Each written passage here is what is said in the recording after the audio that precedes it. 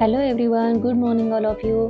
आज पाहणार आहोत चिली पोटॅटोची भन्नाट रेसिपी। खूप टेस्टी, खूप क्रंची, मस्त रेसिपी आहे। येथे 3 पोटॅटोला आपण फ्रेंच फ्राईजच्या आकारात कट केले आहे। उकळत्या पाण्यात त्याला 5 मिनिट मीठ टाकून उकळून घेतला आहे मस्त।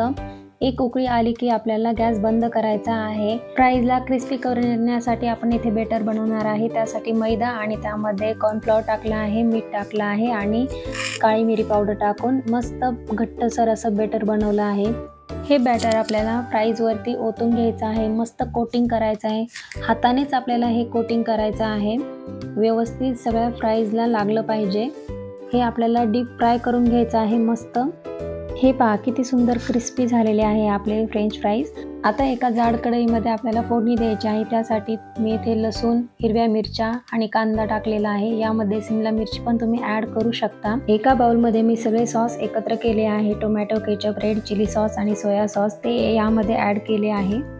एका बाउलमध्ये कॉर्नफ्लॉवर आणि त्यामध्ये पाणी ॲड करून आपल्याला बेटर बनवायचं आणि ते यामध्ये ॲड करायचं आहे।